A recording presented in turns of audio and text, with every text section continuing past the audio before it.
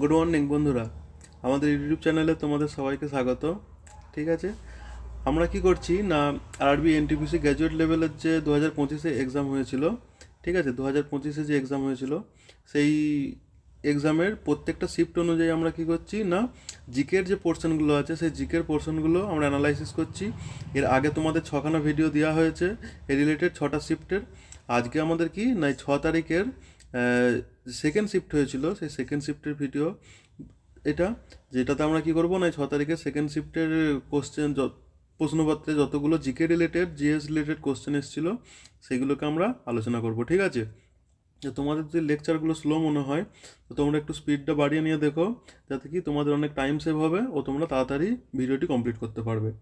ঠিক আছে, আর প্রত্যেকটা কোশ্চেনের, ঠিক আছে, তোমরা আলাদা করে নোট বানাবে, তাহলে কি হবে না, তোমাদের রিভিশন যখন করবে সেই রিভিশন করার সময় তোমাদের হেল্প হবে, সেগুলো অনেক টাইম বাঁচবে। যেতে বারবার যদি তোমরা এই ভিডিও দেখো তাহলে কি হয়ে যাবে, তোমাদের অনেক টাইম শর্টেজ হয়ে যাবে, বা টাইম বাঁচানোর জন্য কি নোটটা এখনই ভিডিও দেখছো, ভিডিও দেখার সঙ্গে সঙ্গে তোমরা নোটও করতে থাকো।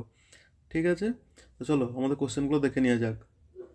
দেখো, আমাদের প্রথম প্রশ্নটা কি বলেছে না, দ্য স্বদেশি movement launch two oppose the partition of Bengal and promote Indian goods began in which year.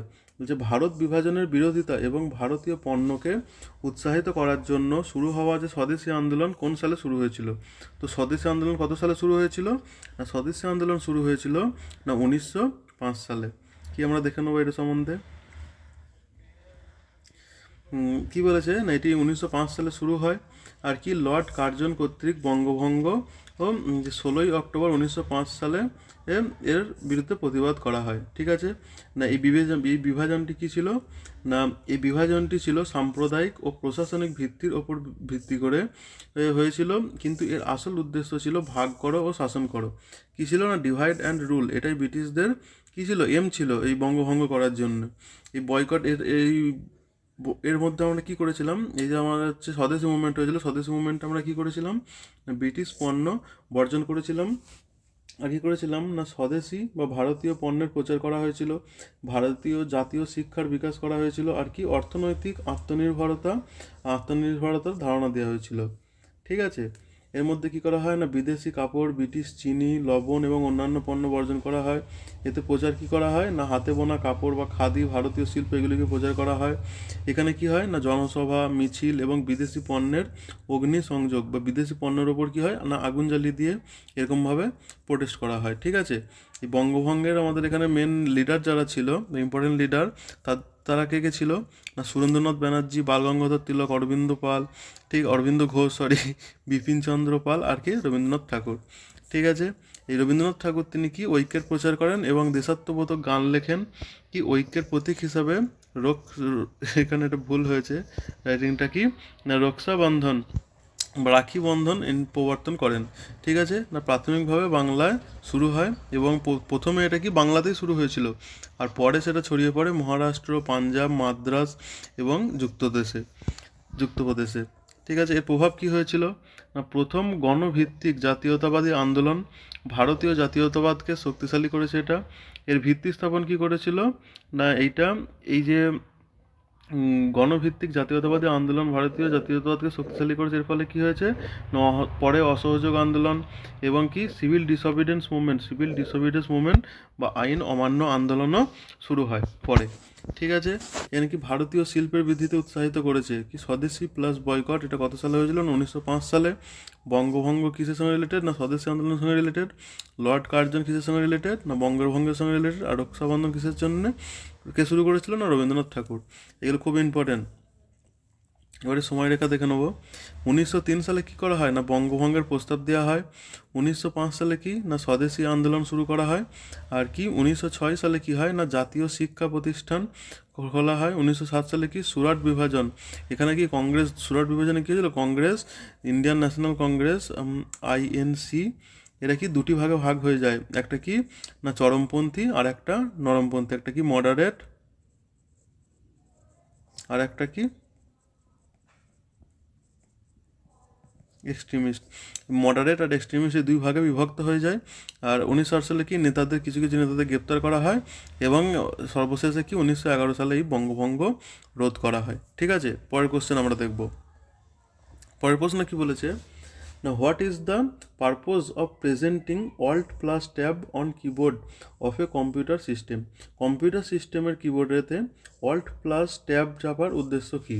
ঠিক আছে, এটা কিসের জন্য চাপা হয় না, সুইচ বিটুইন ওপেন অ্যাপ্লিকেশান। আচ্ছা, কম্পিউটারে যখন আমরা কিবোর্ডে অল্ট প্লাস ট্যাব কিটা টিপি, সেইটার জন্য কি করা হয় না, যত খোলা অ্যাপ্লিকেশন আছে সেইগুলোর মধ্যে সুইচ করা হয়। ঠিক আছে, মানে একটা অ্যাপ্লিকেশন, আমি ধরো ইউটিউব চলছে, ইউটিউবের সঙ্গে সঙ্গে আমার হোয়াটসঅ্যাপও চালাচ্ছি। ঠিক আছে, আরও ধরো অনেক কিছু অ্যাপ্লিকেশান চলছে, তার সঙ্গে ধরো ইনস্টাগ্রামও খোলা আছে। ঠিক আছে, তো এই একটা অ্যাপ্লিকেশান থেকে আরেকটা অ্যাপ্লিকেশানে যাওয়া, এই সুইচ করা, একটা অ্যাপ্লিকেশান থেকে একটা অ্যাপ্লিকেশানে যাওয়াটা কি বলছে, সুইচ করা। তো এই সুইচ করা কীভাবে হয় না, অল্ট প্লাস ট্যাব টিপলে একটা অ্যাপ্লিকেশান থেকে আরেকটা অ্যাপ্লিকেশানে সুইচ করা হয়। ঠিক আছে, তারপর 3 নম্বর প্রশ্ন আমার কি বলেছে না, in India a city with a population of less than 10,000 and more than 5,000 is classified as which type of class town? ঠিক আছে, নাকি না ভারতে 10,000-এর কম মানে এবং 5,000-এর বেশি আছে, 5,000 থেকে 10,000-এর মধ্যে জনসংখ্যা থাকলে সেই শহরটিকে আমরা কোন শ্রেণীর মধ্যে সীমাবদ্ধ করি? দেখে নেব। এখানে কি দেখো, এই 6টা শ্রেণীতে আমাদের ভাগ করা হয়।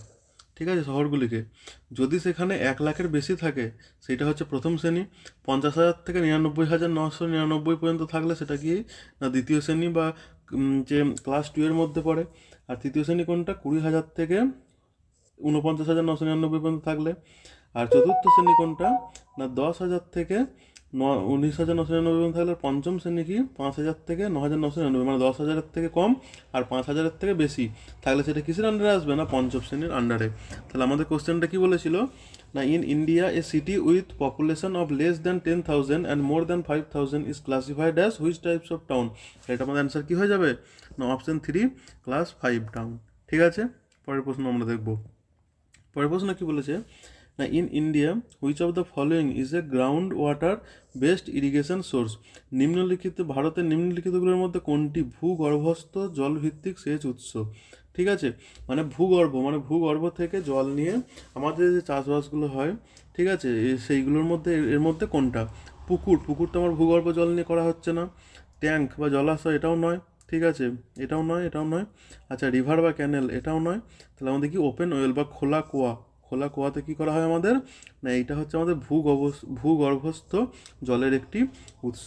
ঠিক আছে, কি ভূগর্ভস্থ জল ভিত্তিক সেচ উৎসগুলি পৃথিবীর পৃষ্ঠের নিচে সঞ্চিত জল ব্যবহার করে।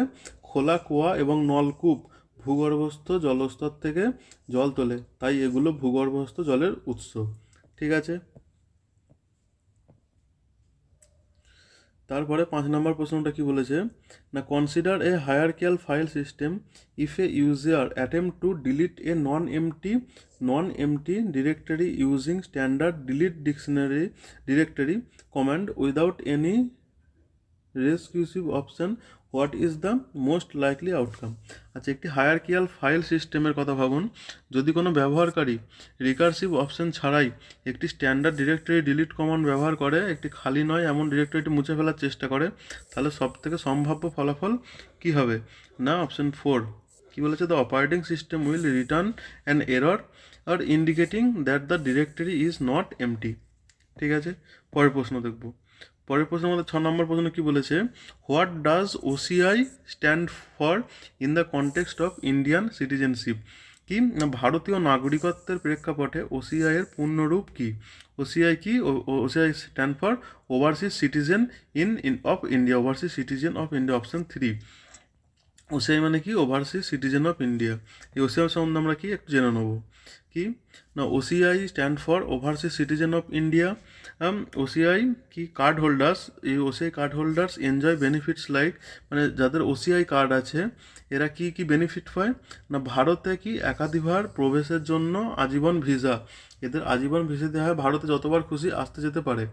এছাড়াও কি না, এফআরআরওতে নিবন্ধন থেকে অব্যাহত, মানে exemption from registration with FRRO. আর কি না, OCI is not a dual citizenship. আমাদের ভারতে কি ডুয়েল সিটিজেনশিপ নেই? কোথায় আছে? যেমন ইউকে, ব্রিটেনে ডুয়েল সিটিজেনশিপ আছে, কিন্তু আমাদের ভারতে কি না একটি দেশের মাত্র বা একক নাগরিকত্ব আছে।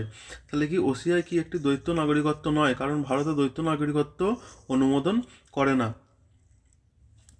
বিদেশে বসবাসকারী ভারতীয় সম্প্রদায়ের অবদানকে স্মরণ করার জন্য প্রতি বছর বা 2 বছর অন্তর এই 9ই জানুয়ারি প্রবাসী ভারতীয় দিবস পালিত হয়, এবং 2006 সালের পিবিডি পিবিডি সম্মেলন সময় ওসিআই প্রকল্প চালু করা হয়েছিল। আচ্ছা, এই 9ই জানুয়ারি প্রবাসী ভারতীয় দিবস কেন চালু করা হয়? না, 9ই জানুয়ারি, ঠিক আছে, 9ই জানুয়ারিতে কী হয়েছিল, 1919 সালে সামথিং এরকম সালে, এই যে 9ই জানুয়ারিতে কী হয়েছিল, মহাত্মা গান্ধী দক্ষিণ আফ্রিকা থেকে ভারতে প্রত্যাবর্তন করেছিল, ভারতে ফিরেছিল। সেই জন্য এই 9ই জানুয়ারিটাকে আমাদের প্রবাসী ভারতীয় দিবস হিসেবে পালন করা হয়। ঠিক আছে, 18তম প্রবাসী ভারতীয় দিবস 2025 সালে হয়। এটির মূল বিষয় কী ছিল? একটি বিকশিত ভারতের জন্য প্রবাসীদের অবদান, অর্থাৎ একটি উন্নত ভারতের জন্য ভারতীয় প্রবাসীদের অবদান। বা এটার তাহলে থিম কী ছিল? এই প্রবাসী ভারতীয় দিবসের থিম, এগুলো খুব ইম্পর্টেন্ট, পরীক্ষাতে আসে। থিম কী ছিল না, ডায়াসপোরাস কন্ট্রিবিউশন টু দ্য বিকশিত ভারত।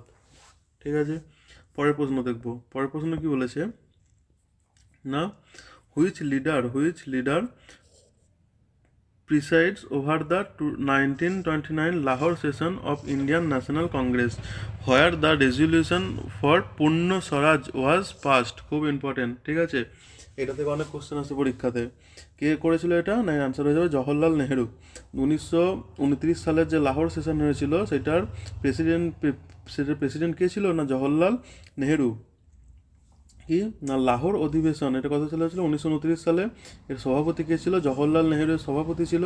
আর নেহেরুর নেতৃত্বে একটি এটি কি একটা জেনারেশনাল শিফট ইন লিডারশিপ। এটি কি হয়? The rise of more assertive and radical nationalist ideology. এই অধিবেশনে কি হয়েছিল না, এই অধিবেশনে গৃহীত সবথেকে গুরুত্বপূর্ণ সিদ্ধান্ত কি ছিল? পূর্ণ স্বরাজ প্রস্তাব গ্রহণ, যার অর্থ ছিল কি? পূর্ণ স্বরাজের অর্থ কি না, ব্রিটিশ শাসন থেকে সম্পূর্ণ স্বাধীনতার, ডমিনিয়ন স্ট্যাটাসের সম্পূর্ণ প্রত্যাখ্যান, সম্পূর্ণ প্রত্যাখ্যান করেছিল। আর ব্রিটিশ শাসন থেকে সম্পূর্ণ স্বাধীনতার দাবি করেছিল, সার্বভৌমত্ব ও ভারতের জনগণের কাছে এটি হস্তান্তর করে দেওয়ার জন্য।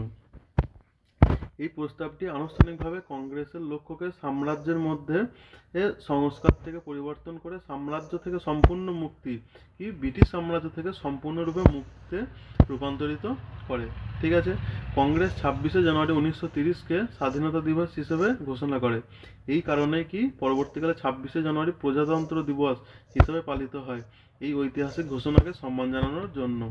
এই লাহোর অধিবেশনে কি মহাত্মা গান্ধীকে একটি গণসংগ্রামের সময় ও রূপ নির্ধারণের ক্ষমতা প্রদান করে। এর ফলে কি শুরু হয়? আইন অমান্য আন্দোলন 1930 থেকে 1934, কি না সিভিল ডিসঅবিডেন্স মুভমেন্ট 1930 থেকে 1934। এছাড়া আর কি হয় না, ডান্ডি মার্চ বা লবণ সত্যাগ্রহ 1930 সালে। সুভাষচন্দ্র বসু কি এখানে? সুভাষচন্দ্র বসু কি কোন সময় ইন্ডিয়ান ন্যাশনাল কংগ্রেসের সভাপতিত্ব হয়? না, 1938 সালে হরিপুরা সেশন এবং 1929 সালে ত্রিপুরি সেশনে ভারতীয় জাতীয় কংগ্রেসের সভাপতি হয়েছিল। ঠিক আছে, পরের প্রশ্ন দেখব। পরের প্রশ্ন কি বলেছে না, which of the following urban local government bodies in India was discontinued after 1992? ভারতে 1992 সালের পর নিম্নলিখিত কোন নগর স্থানীয় সরকার সংস্থাটি বিলুপ্ত করা হয়েছিল? না, কোনটিকে? Now, the 74th Constitutional Amendment Act gave constitutional status to urban local bodies in India and introduced a uniform three-tier structure of urban government. After this amendment, only 3 types of urban local government bodies were recognized, কি না, municipal corporation, municipal council আর নগর panchayat. Municipal corporation কিসের জন্য? For large urban area, মানে যেমন হচ্ছে কলকাতা, মুম্বাই, এইসব শহরগুলোর জন্য municipal corporation. Municipal council মানে ছোটো ছোটো স্মল টাউনগুলোর জন্য, ফর স্মলার আরবান এরিয়াস। আর নগর পঞ্চায়েত কি? For areas in transitional for rural two urban. আচ্ছা, রুরাল টু আরবানে যেসব শহরগুলো ট্রানজিশন হচ্ছে বা কি গ্রামীণ থেকে শহরে রূপান্তরের প্রক্রিয়ায় থাকাকালীন যে এলাকাগুলো, সেইগুলোতে কি হয় না, নগর পঞ্চায়েত বা নগর পঞ্চায়েত সেগুলোতে প্রতিষ্ঠিত হয়। এরপরে কি হয়, what happen to notified area committee. আচ্ছা, এর আগে ছিল কি নোটিফাইড এরিয়া কমিটি। এই এখানে হচ্ছে কি নোটিফাইড এরিয়া কমিটি। আমার কোনটাকে বিলুপ্ত করা হয়েছিল না, নোটিফাইড এরিয়া কমিটিকে বিলুপ্ত করা হয়েছিল। এই নোটিফাইড এরিয়া কমিটি কি, ঠিক আছে, বলছে কি না, notified area committee were set up earlier for fast developing or industrial areas. এটি কি দ্রুত উন্নয়নশীল বা শিল্প এলাকার জন্য পূর্বে বিজ্ঞাপিত এলাকা কমিটিগুলি স্থাপন করা হয়েছিল। এর সদস্যরা সরকার দ্বারা মনোনীত হতেন, নির্বাচিত হতেন না। কিন্তু এই 3 টায়ার যে সিস্টেম এসছে এর মধ্যে কি তারা ইলেক্টেড হন। 1992 সালের পর গণতান্ত্রিক বিকেন্দ্রীকরণকে শক্তিশালী করার জন্য এই ধরনের অনির্বাচিত এগুলো কি মনোনীত করা হতো সরকার দ্বারা। সেই জন্য কি এই গণতান্ত্রিক বিকেন্দ্রীকরণকে শক্তিশালী করার জন্য এই ধরনের অনির্বাচিত শহরের সংস্থাগুলিকে বিলুপ্ত করা হয়।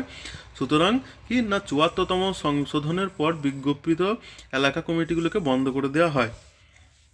অপশানে রয়েছে পৌর কমিটি বা পরিষদ কি এখনও পৌরসভার নামে বিদ্যমান। এগুলো পৌর কর্পোরেশন কি না, বড় বড় শহর যেমন দিল্লি, মুম্বাই, কলকাতার মতো বড় শহরগুলোর জন্য এইগুলো আছে পৌর কর্পোরেশন বা মিউনিসিপ্যাল কর্পোরেশন। আর নগর পঞ্চায়েত কি, এটি 74তম সংশোধন দ্বারা প্রবর্তিত হয়েছে। ঠিক আছে, তো দেখো একটা কোশ্চেন থেকে তোমরা কতগুলো অ্যান্সার করতে পারছো। তো এগুলো ভালোভাবে এরকমভাবে করবে, ঠিক আছে। প্রত্যেকটা নোট করতে যাও, তোমরা কন্টিনিউ নোট করতে যাও। নোটটাই তোমাদের এক্সামের সময় সাহায্য করবে, কম সময়ে বেশি রিভিশন করতে পারবে। ঠিক আছে, তো নোট করতে যাও সঙ্গে সঙ্গে। এর পরের কোশ্চেন দেখবো আমরা কি বলেছে। পরের প্রশ্ন কি বলেছে, what is the primary function of A notified area committee in India. ভারতে একটি নোটিফাইড এরিয়া কমিটির প্রধান কাজ কি না, উন্নত স্থানীয় স্বশাসনের জন্য স্থানীয় নির্বাচন নিয়ন্ত্রণ করা, না এটা নয়।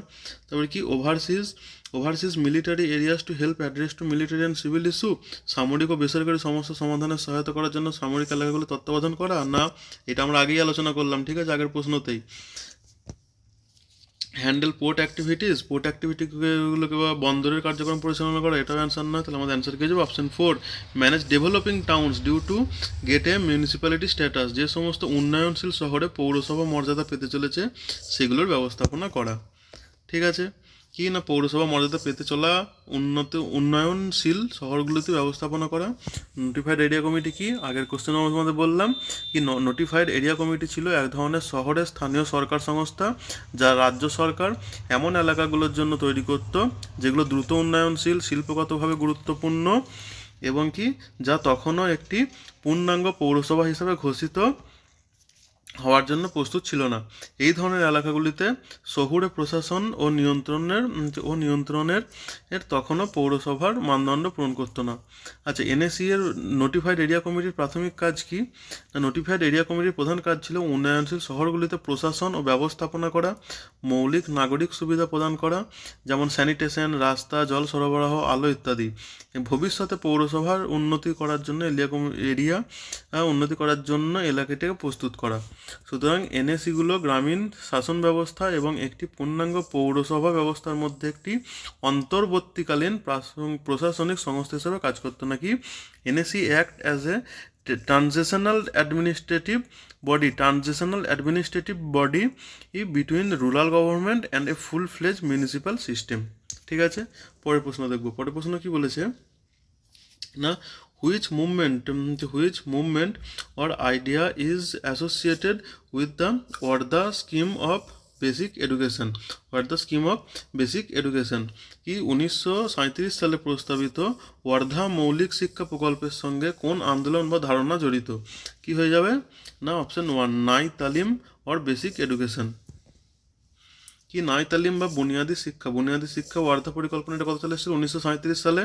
এটি কি না বুনিয়াদী শিক্ষার ওয়ার্ধা পরিকল্পনাটি 1937 সালে ওয়ার্ধায় অনুষ্ঠিত একটি সম্মেলন প্রস্তাবিত হয়েছিল। মহাত্মা গান্ধী এর জোরালো সমর্থন করেছিল। এই পরিকল্পনাটি নাই তালিম নামেও জনপ্রিয়। নাই তালিম কি না, নাই তালিম বা নতুন শিক্ষা ছিল একটি শিক্ষামূলক দর্শন যা নিম্নলিখিত বিষয়গুলোর উপর ভিত্তি করে। কি কি না উৎপাদনশীল কাজের মাধ্যমে শিক্ষা, শিল্পভিত্তিক শিক্ষা, আর কি মাতৃভাষার মাধ্যমে শিক্ষাদান, আর কি সর্বাঙ্গিক বিকাশ বা শারীরিক, মানসিক ও নৈতিক এবং সামাজিক বিকাশ, আর শিক্ষাকে জীবন এবং আত্মনির্ভরশীলতার সঙ্গে যুক্ত করা।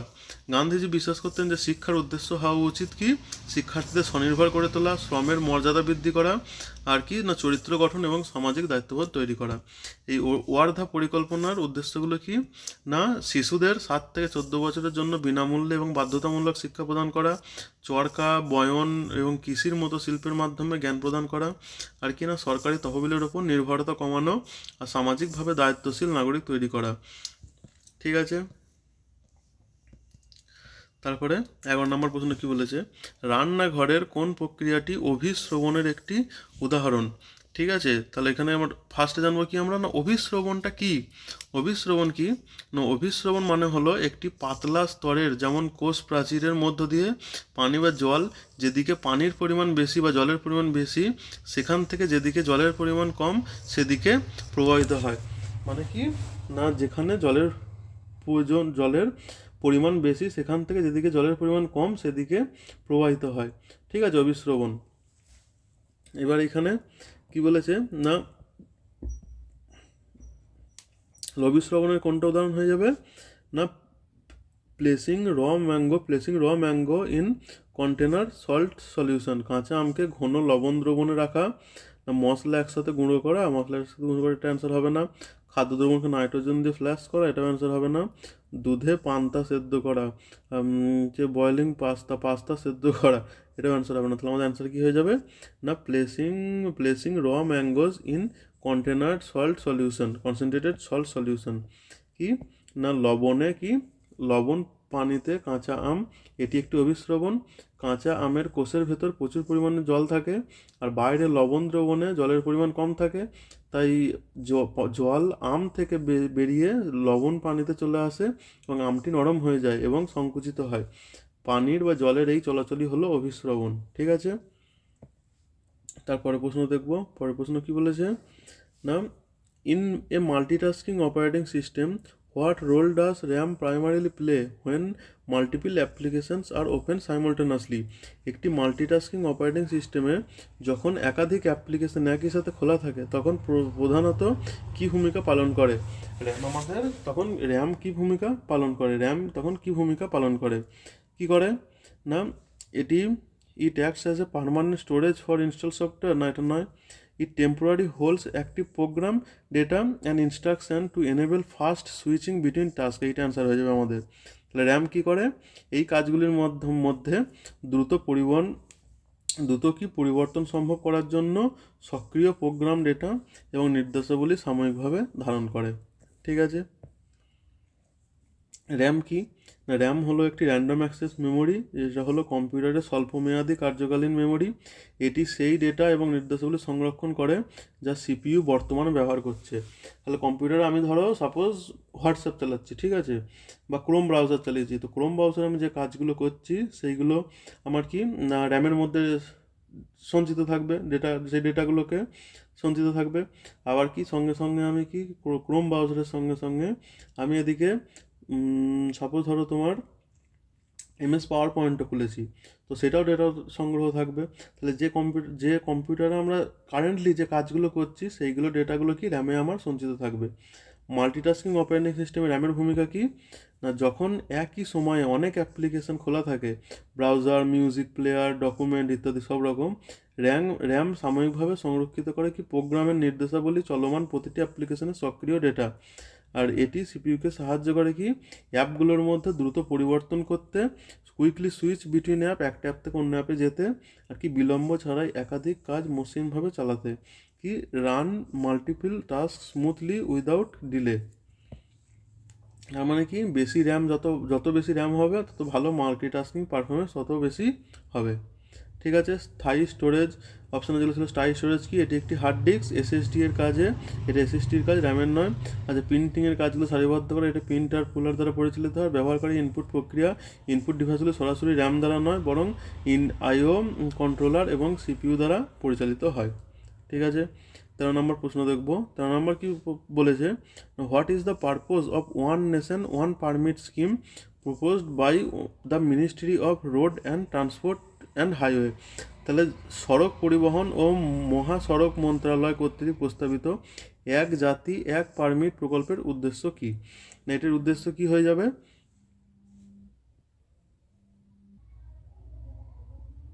কি কাজ কি না, what is the purpose of one nation one permit scheme propose by the ministry of road transport and highway? Ministry of road transport and highway যে ওয়ান নেশন ওয়ান পারমিট চালু করেছিল, এর প্রধান কাজ কি না একক সড়ক টিকিট প্ল্যাটফর্ম করা, single road ticketing platform system করা, না এটা অ্যান্সার হবে না।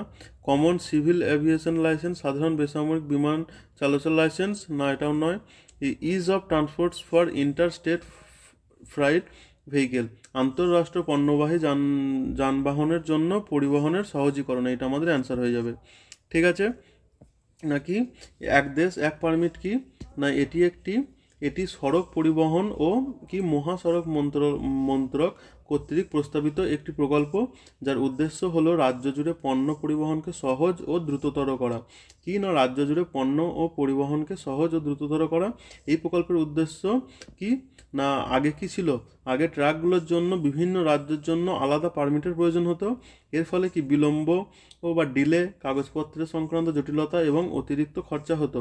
আর এখন এক দেশ এক পারমিটের অধীনে কি হয় না একটি একক জাতীয় পারমিট বা একটা পারমিট থাকলে সেগুলো কি সব রাজ্যে চলাচল করতে পারবে। চেকপোস্টে কি না ডিলে হবে না, সময় এবং জ্বালানি সাশ্রয় হবে এবং লজিস্টিক দক্ষতার উন্নতি হবে।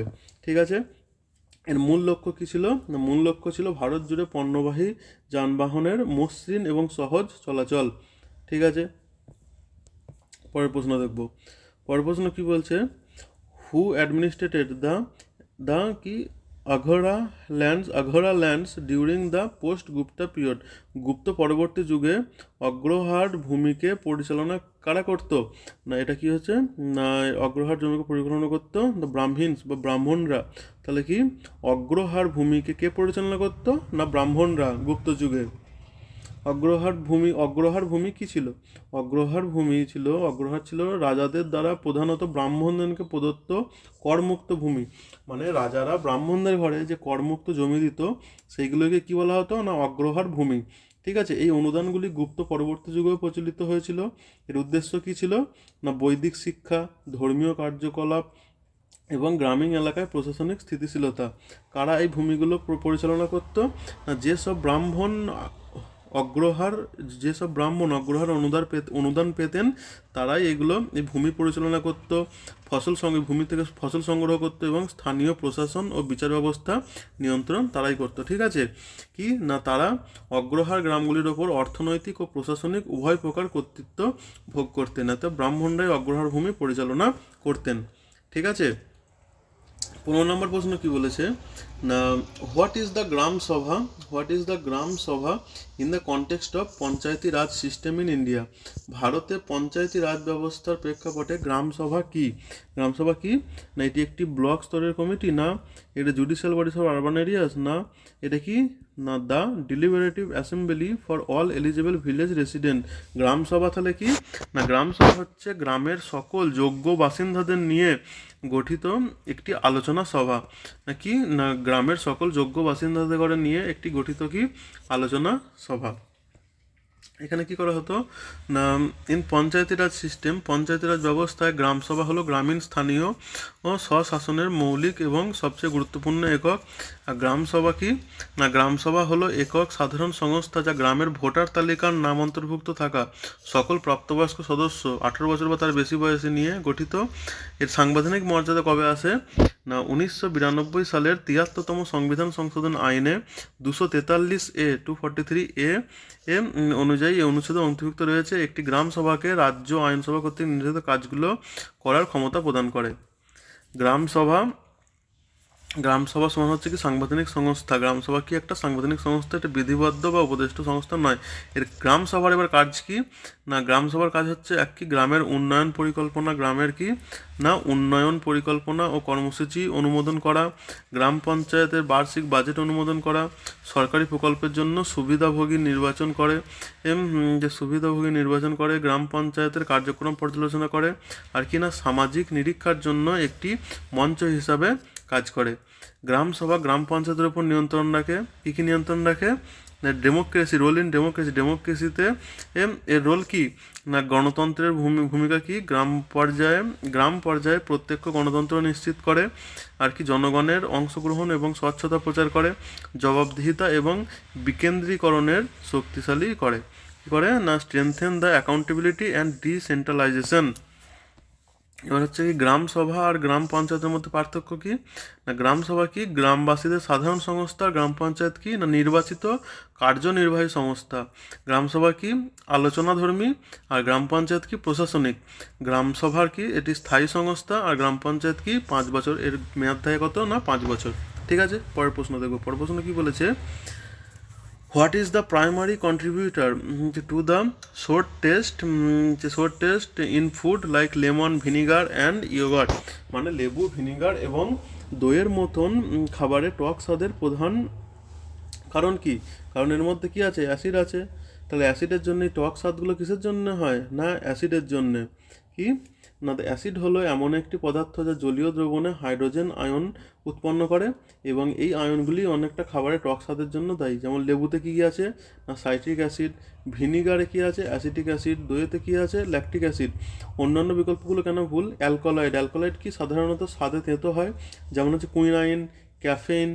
আর লবণ কী হয় সাধারণত নোনতা বা স্বাধীন হয়, যেমন হচ্ছে সোডিয়াম ক্লোরাইড। আর ক্ষার কি এরা স্বাদে তেতো এবং পিচ্ছিল প্রকৃতির হয়। আর সাইট্রাস ফল এবং গাঁজানো খাবারে টক স্বাদের জন্য কি দায়ী? না অ্যাসিড দায়ী। ঠিক আছে, পরের প্রশ্ন দেখব।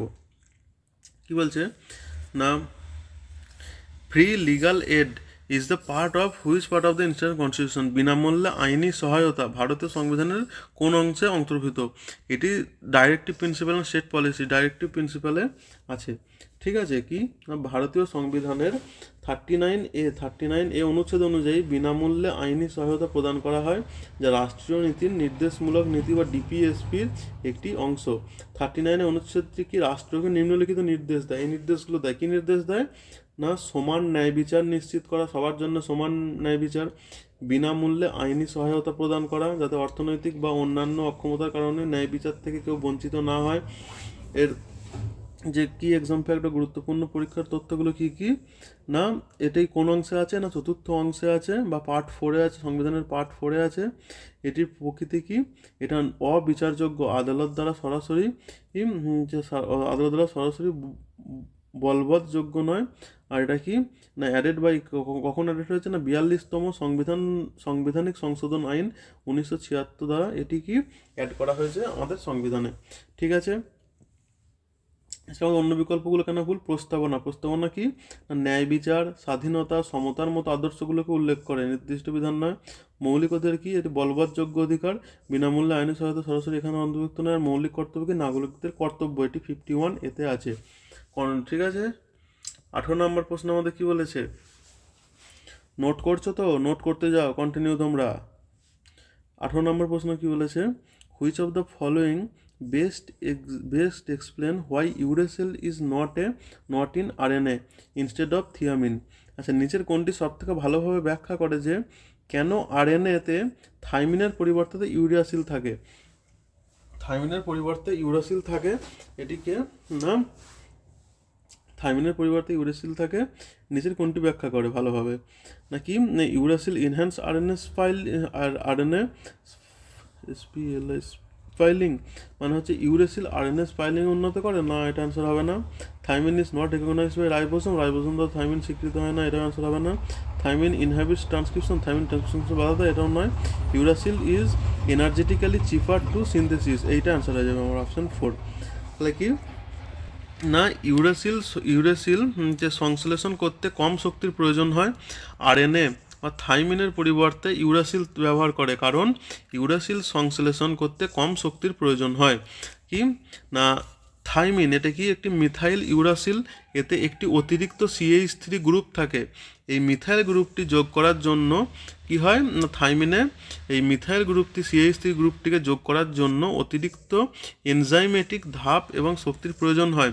RNA অণুগুলি স্বল্পস্থায়ী এবং প্রচুর পরিমাণে উৎপাদিত হয়, তাই ইউরাসিলের ব্যবহার করা অধিক শক্তি সাশ্রয়ী, মানে তো অনেক বেশি শক্তি লাগবে। সেই জন্য ইউরাসিলের পরিবর্তে থাইমিন ব্যবহার করা হয়। থাইমিনের CH3 গ্রুপটা থাকে না, ফলে শক্তি আমার কম লাগে, সেই জন্য ব্যবহার করা হয়। কি এবার RNA-তে কী থাকে না, ইউরাসিল থাকে, এটা শক্তি সাশ্রয় করে। আর DNA-তে কী থাকে, থাইমিন থাকে, এটা কি স্থিতিশীলতা এবং ত্রুটি শনাক্তকরণ, এটি স্টেবিলিটি অ্যান্ড এরর ডিটেক্টেড। কেন ডিএনএতে থাইমিন ডিএনএতে বা আচ্ছা RNA-তে তো আমার ইউরাসিল থাকে, কেন থাকে না শক্তি সাশ্রয় করে সেই জন্যে। আচ্ছা ডিএনএতে থাইমিন তাহলে কেন থাকে না, থাইমিন কি না সাইটোসিস ডি অ্যামিনেশন শনাক্ত করতে সাহায্য করে, ডিএনএর জেনেটিক স্থিতিশীলতা এটা বৃদ্ধি করে। ঠিক আছে, এর অন্য অন্য অপশানগুলো কেন ভুল না, RNA স্পাইলিং ইউরাসিল দ্বারা নয়, এটা কি স্প্লাইসিওজোম দ্বারা নিয়ন্ত্রিত হয়। রাইবোজোম কোডন শনাক্ত করে, কোনো একক বেস নয়। থাইমিন ট্রান্সক্রিপশনকে বাধা দেয়। এবার RNA এই যে গুরুত্বপূর্ণ যে টার্মগুলো আছে এখানে আমরা পেলাম, সেগুলো সম্বন্ধে আমরা জানবো। RNA কি, RNA হচ্ছে রাইবোনিউক্লিক অ্যাসিড, এটি একটি অণু বা প্রোটিন দ্বারা তৈরির জন্য DNA থেকে জেনেটিক তথ্য বহন করে, এটি এক সূত্রক বা স্বল্পস্থায়ী। আচ্ছা DNA কি, ডিঅক্সিরাইবোনিউক্লিক অ্যাসিড, এটি বেশিরভাগ জীবের জেনেটিক উপাদান, এটি দ্বিসূত্রক এবং স্থিতিশীল। ইউরেসিল কি না, ইউরেসিল হচ্ছে নাইট্রোজেনযুক্ত বেস যা শুধুমাত্র RNA-তে পাওয়া যায়, অ্যাডেনিনের সাথে জোড় বাঁধে এটি ইউরেসিল। আর থাইমিন কি, এটি নাইট্রোজেনযুক্ত বেস যা শুধুমাত্র DNA-তে পাওয়া যায়, এটিও অ্যাডেনিনের সঙ্গে জোড় বাঁধে, এটি ইউরেসিল প্লাস অতিরিক্ত মিথাইল গ্রুপ নিয়ে গঠিত হয়। ঠিক আছে, এইবার কি বলেছে না, শক্তি সংশ্লেষণে শক্তিগতভাবে সাশ্রয়ী। এর অর্থ হলো এটি তৈরি করতে কম শক্তি এবং কম ধাপের প্রয়োজন হয়। ইউরেসিলের জন্য অতিরিক্ত রাসায়নিক পরিবর্তনের প্রয়োজন হয় না। আচ্ছা মিথাইল গ্রুপ কি, CH3, এটি ছোট রাসায়নিক গ্রুপ যা থাইমিন গঠনের জন্য ইউরেসিলের সাথে যুক্ত হয়, এর জন্য অতিরিক্ত শক্তি এবং এনজাইমের প্রয়োজন হয়।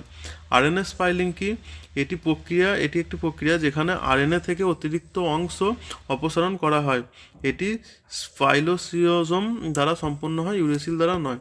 আচ্ছা রাইবোজোম কি, কোষের একটি অঙ্গাণু যা প্রোটিন তৈরি করে, এটি কোডন পড়ে এবং কোনো একক বেস নয়। আচ্ছা ট্রান্সক্রিপশন কি, DNA থেকে RNA তৈরি হওয়ার প্রক্রিয়াকে ট্রান্সক্রিপশন বলে, খুব ইম্পর্টেন্ট।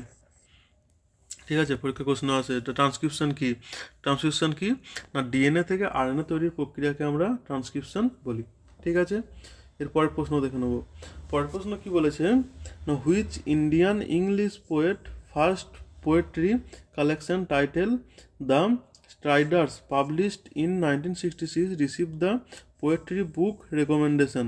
কোন ভারতীয় ইংরেজি কবির প্রথম কাব্যগ্রন্থ দ্য স্ট্রাইডার্স, যা 1966 সালে প্রকাশিত হয়েছিল, একটি কবিতা গ্রন্থ হিসাবে সুপারিশ লাভ করেছিল?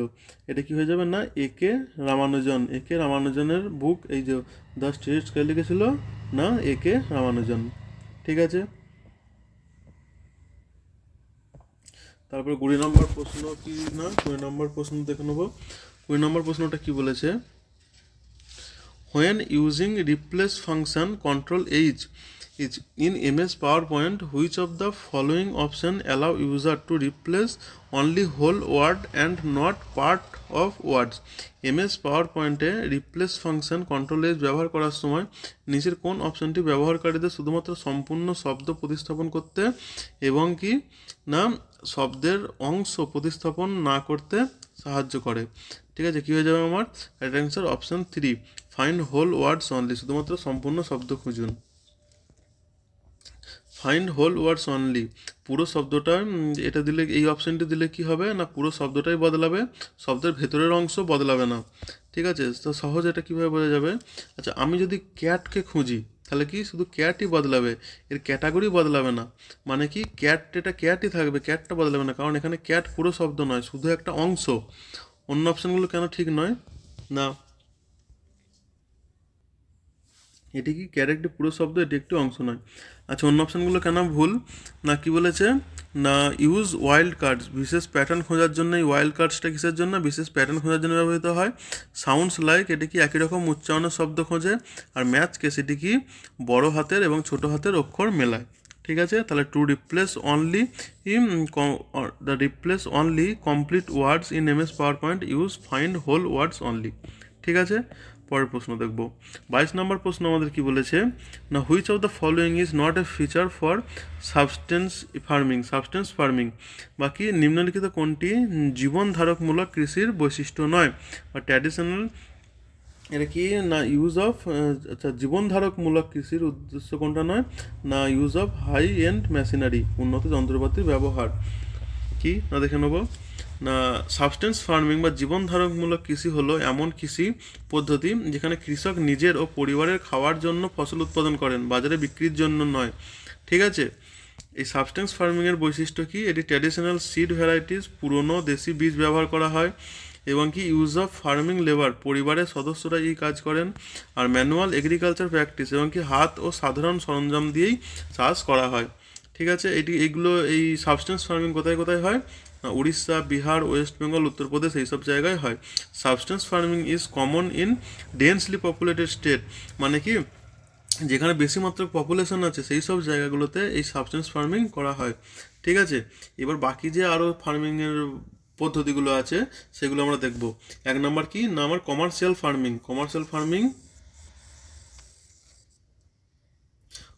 ফার্মিং কি না এটি উদ্দেশ্য কি না বাজারে বিক্রি করা। এখানে কি আধুনিক যন্ত্রপাতি, উন্নত বীজ, সার, কীটনাশক ব্যবহার করা হয়, বড় জমিতে এগুলো লাগানো হয়। কি কি ফসল এখানে কমার্শিয়াল ফার্মিংয়ে করা হয়, না গম, তুলা, আখ এগুলো করা হয়। ঠিক আছে, এটা কি market oriented farming is called commercial farming. Punjab, Haryana, Maharashtra, Uttar Pradesh এইখানে এইগুলো করা হয়। ঠিক আছে, এগুলো কোথায় হয়, market oriented farming is called commercial farming. এগুলো কোথায় না পাঞ্জাব, হরিয়ানা, মহারাষ্ট্র, উত্তরপ্রদেশ এইসব জায়গায় করা হয়। এবার কি প্ল্যানেটারি প্ল্যান্টেশন ফার্মিং বা বাগান কৃষি। ঠিক আছে, এগুলো কি এটি উদ্দেশ্য কি একটি মাত্র ফসলকে বড় এলাকায় চাষ করা, এটাকে কি বলে না প্ল্যান্টেশন ফার্মিং। এটি কোথায় করা হয়, এখানে কি হয় না ক্যাপিটাল ইন্টেন্সিভ, এখানে শ্রমিকের প্রয়োজন বেশি, এবং কি রপ্তানিমুখী। এখানে কি কি চাষ করা হয়, চা, কফি, রাবার এগুলো চাষ করা হয়। টি অ্যান্ড কফি আর প্ল্যান্টেশন ক্রপ, খুব ইম্পর্টেন্ট। তাহলে প্ল্যান্টেশন ক্রপ কি কি না চা এবং কফি, এগুলো হচ্ছে কি আমার প্ল্যান্টেশন ক্রপস। ঠিক আছে, এছাড়াও টি কোথায় হয় না টি হয় আমার আসাম, ওয়েস্ট বেঙ্গল, এখানে হয় আমার হচ্ছে টি। কফি কোথায় হয়, কর্ণাটকা, কেরালা, তামিলনাড়ুতে। আর কোথায় হয় না তামিলনাড়ুতে। আচ্ছা, আর রাবার কোথায় হয়, রাবার হয় আমার কি বাবা, এ তো পুরো ডার্ক হয়ে গেল, ডার্কও।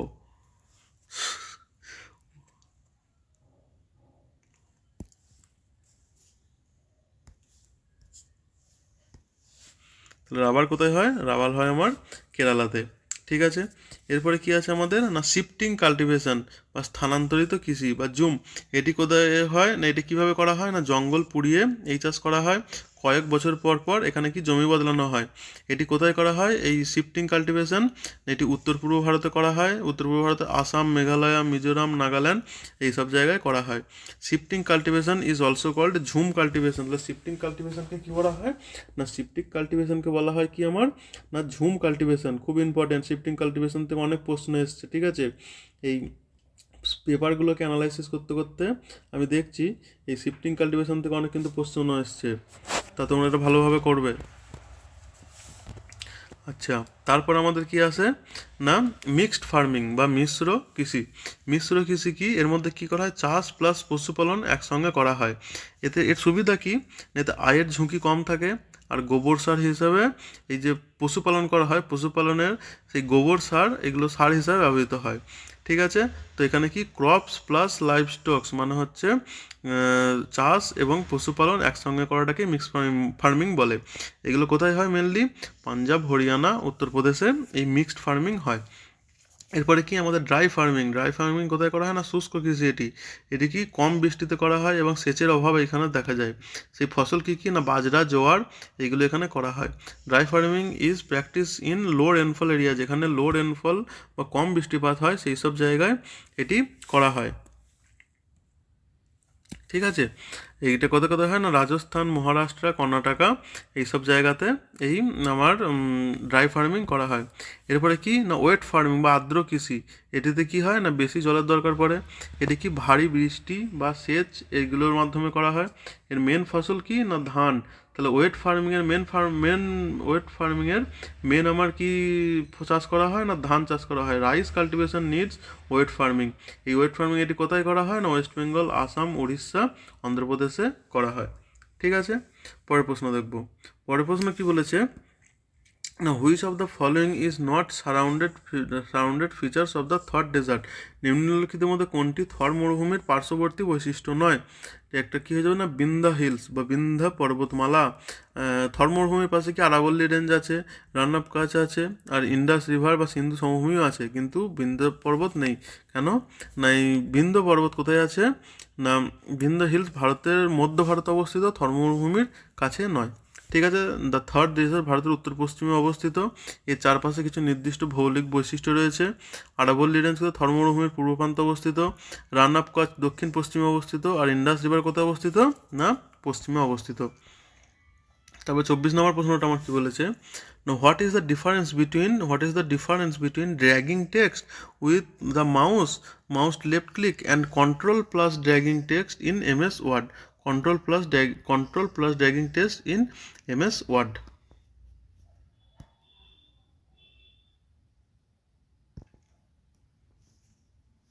এটা আমার অ্যান্সার কী হয়ে যাবে না অপশান 2।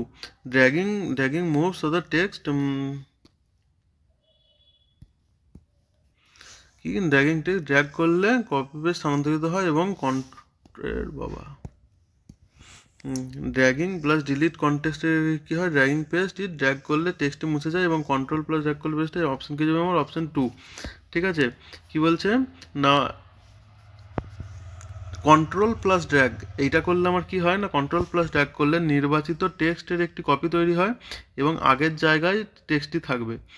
আর ঠিক আছে, এখানে কি বলছে না কন্ট্রোল ধরে টানলে এক লেখা দু জায়গাতেই থাকবে, আর কন্ট্রোল ধরে টানলে এক জায়গা লেখা দু জায়গাতেই থাকবে।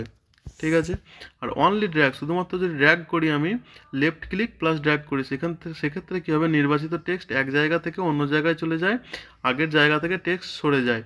তাহলে এটি কি বাক্য টেনে আনতে বা অনুলানে রাখতে আগের জায়গায় আর থাকে না। তাহলে কি আমার অপশান হয়ে যাবে what is the difference between dragging text with mouse and control plus dragging text. আচ্ছা, তাহলে ভালোভাবে বোঝাই এটা দেখো। কোনো একটা টেক্সট আমার লেখা আছে, ঠিক আছে, সাপোজ ধরো কোনো একটা টেক্সট আমার এখানে লেখা আছে, এই টেক্সটটাকে যদি আমি এইখান থেকে সরিয়ে এইখানে আনতে যাই তার জন্য আমার দুটো পদ্ধতি আছে। একটা কি না মাউসের লেফট বাটন টিপে আমি এটাকে এর মধ্যে টিপে ধরে মাউসের লেফট বাটনটা এটাকে এখান থেকে আমি এদিকে আনতে পারি। আর দু নাম্বার কি না আমি control plus drag C T R L control plus drag এইরকমভাবেও আমি এটাকে এই জায়গা থেকে আনতে পারি। কিন্তু কন্ট্রোল প্লাস ড্র্যাগ করলে কি হবে এই টেক্সটে এই জায়গাতেই থাকবে, কিন্তু এর একটা কপি এইখানে চলে আসবে। ঠিক আছে, আর যদি আমি শুধুভাবে টেনে ধরি তাহলে এই জায়গা থেকে এইখানে চলে আসবে, এই লেখাটা এখানে আর থাকবে না, এখান থেকে এইখানে চলে আসবে। ঠিক আছে, 25 নম্বর প্রশ্ন কি বলেছে 25 নম্বর প্রশ্ন বলেছে hmm did Chandragupta to marry after defeating the Saka কিংকে পরাজিত করার পর দ্বিতীয় চন্দ্রগুপ্ত কাকে বিয়ে করেছিল।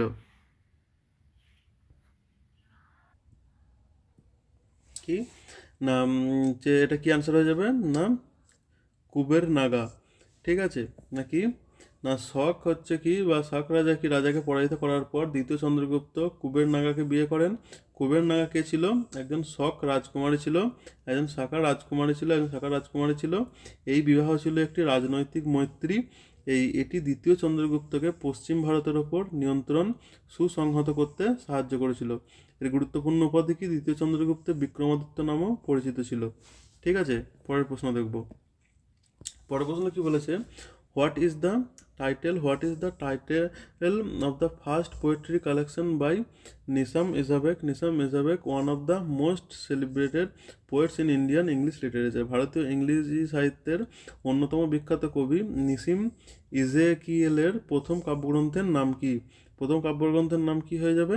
না, এ time of change. A time of change. ঠিক আছে, কি না, নিসিম ইজেকিয়েলের ভারতীয় ইংরেজি কবিতার অন্যতম পৃথককৃত হিসেবে গণ্য করা হয়।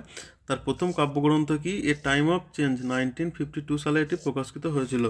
ঠিক আছে, এইবার 27 নম্বর প্রশ্ন কি বলছে? না, what is the main goal of the PM Gati Shakti initiative? PM Gati Shakti উদ্যোগের প্রধান লক্ষ্য কি ছিল? না, এটা কি ছিল? অপশন 2 অ্যান্সার হয়ে যাবে, ইমপ্রুভ ট্রান্সপোর্টেশন অ্যান্ড লজিস্টিক, পরিবহন এবং সরবরাহ ব্যবস্থাকে উন্নতি করা। ঠিক আছে, কি পিএম গতিশক্তি?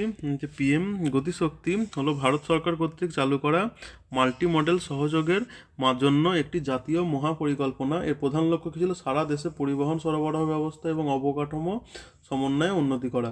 ঠিক আছে, পরীক্ষার জন্য কী বিষয় ইম্পর্টেন্ট? না, এটি 2021 সালে চালু করা হয়েছে। সড়ক, রেলপথ, বন্দর, বিমানপথ, জলপথ সরবরাহ ব্যবস্থার উপর দৃষ্টি নিবদ্ধ করে এটা। লজিস্টিক খরচ কমানো এবং সময় বাঁচানোর লক্ষ্য রাখে এটি। সমন্বিত পরিকল্পনার জন্য 16টি মন্ত্রণালয়কে একটি একক ডিজিটাল প্ল্যাটফর্মে নিয়ে আসে এটি। ঠিক আছে, তো আমাদের এইখানেই ভিডিও এই পর্যন্তই। আজকে এই অ্যান্সার, এই প্রশ্নগুলোই ছিল। ঠিক আছে, তো আজকে এতটা অ্যানালিসিস হলো। তোমরা নোট করো, ডেলি নোট রিভাইজ করো। ঠিক আছে, আর কোনো প্রবলেম হলে, বুঝতে সমস্যা হলে সেটা তোমরা কমেন্ট করো। আর লাইক, সাবস্ক্রাইব করো, তোমরা চ্যানেলটিকে সাবস্ক্রাইব করে রাখবে, যাতে কি হবে না পরের ভিডিও তোমাদের নোটিফিকেশান তোমাদের কাছে যাবে। আচ্ছা, পরের ভিডিওতেও দেখা হবে। ঠিক আছে, থ্যাংক ইউ। চলো।